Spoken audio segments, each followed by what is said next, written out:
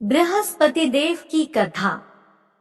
प्राचीन काल में एक ब्राह्मण रहता था। वह बहुत निर्धन था। उसके कोई संतान नहीं थी।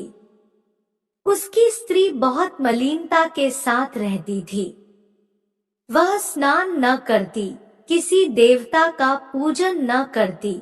इससे ब्राह्मण देवता बड़े दुखी थे। बेचारे बहुत कुछ कहते थे, किंतु उसका कुछ परिणाम न निकला। भगवान की कृपा से ब्राह्मण की स्त्री के कन्या रूपी रत्न पैदा हुआ। कन्या बड़ी होने पर प्रातः स्नान करके विष्णु भगवान का जाप व बृहस्पतिवार का व्रत करने लगी। अपने पूजन पाठ को समाप्त करके विद्यालय जाती तो अपनी मुट्ठी में जौ भर के ले जाती और पाठशाला के मार्ग में डालती जाती। तब ये जौ स्वर्ण के जो जाते लौटते समय उनको बीन कर घर ले आती थी। एक दिन वह बालिका सूप में उस सोने के जौ को फटक कर साफ कर रही थी कि उसके पिता ने देख लिया और कहा, है बेटी, सोने के जौ के लिए सोने का सूप होना चाहिए। दूसरे दिन बृहस्पतिवार था। इस कन्या ने व्रत रखा और बृहस्पति देव से प्रार्थना करके कहा, मैंने आपकी पूजा सच्चे मन से की हो तो मेरे लिए सोने का सूप दे दो। बृहस्पति देव ने उसकी प्रार्थना स्वीकार कर ली। रोजाना की तरह वह कन्या जौ फैलाती हुई जाने लगी। जब लौटकर जौ बीन रही थी तो बृहस्पति देव की कृपा से सोने का सूप मिला। उसे वह घर ले आई और उसमें जौ साफ करने लगी, परंतु उसकी माँ का वही ढंग रहा। एक दिन की बात है कि वह कन्या सोने के सूप में जौ साफ कर रही थी। उस समय उस शहर का राजपुत्र वहां से होकर निकला। इस कन्या के रूप और कार्य को देखकर मोहित हो गया तथा अपने घर आकर भोजन तथा जल त्याग कर उदास होकर लेट गया। राजा को इस बात का पता लगा तो अपने प्रधानमंत्री के साथ उसके पास गए और बोले, हे बेटा, तुम्हें किस बात का कष्ट है? किसी ने अपमान किया है अथवा और कारण हो सो कहो, मैं वही कार्य करूंगा जिससे तुम्हें प्रसन्नता हो। अपने पिता की राजकुमार ने बातें सुनी तो वह बोला, मुझे आपकी कृपा से किसी बात का दुख नहीं है।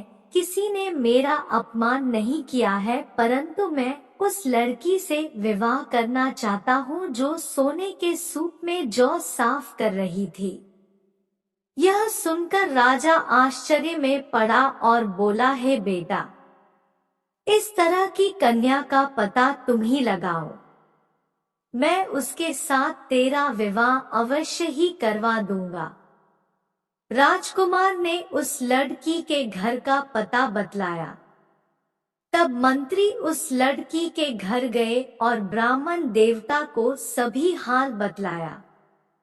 ब्राह्मण देवता राजकुमार के साथ अपनी कन्या का विवाह करने के लिए तैयार हो गए तथा विधि विधान के अनुसार ब्राह्मण की कन्या का विवाह राजकुमार के साथ हो गया।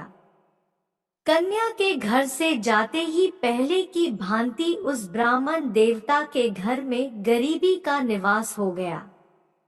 अब भोजन के लिए भी अन्न बड़ी मुश्किल से मिलता था।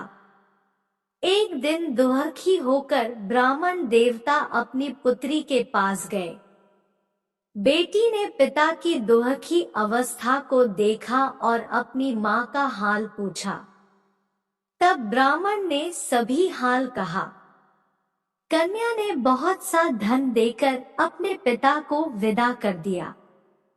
इस तरह ब्राह्मण का कुछ समय सुखपूर्वक व्यतीत हुआ।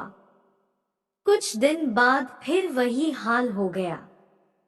ब्राह्मण फिर अपनी कन्या के यहाँ गया और सारा हाल कहा तो लड़की बोली, है पिताजी, आप माताजी को यहाँ लिवा लाओ। मैं उसे विधि बता दूंगी जिससे गरीबी दूर हो जाए। वह ब्राह्मण देवता अपनी स्त्री को साथ लेकर पहुँचे तो अपनी माँ को समझाने लगी, हे माँ, तुम प्रातःकाल प्रथम स्नानादि करके विष्णु भगवान का पूजन करो तो सब दरिद्रता दूर हो जाएगी। परंतु उसकी मांग ने एक भी बात नहीं मानी और प्रातःकाल उठकर अपनी पुत्री के बच्चों की जूठन को खा लिया। इससे उसकी पुत्री को भी बहुत गुस्सा आया और एक रात को कोठरी से सभी सामान निकाल दिया और अपनी माँ को उसमें बंद कर दिया।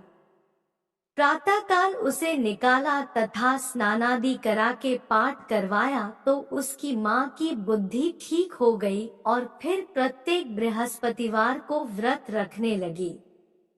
इस व्रत के प्रभाव से उसके माँ बाप बहुत ही धनवान और पुत्रवान हो गए और बृहस्पति जी के प्रभाव से इस लोक के सुख भोग कर स्वर्ग को प्राप्त हुए। सब बोलो विष्णु भगवान की जय। बोलो बृहस्पति देव की जय।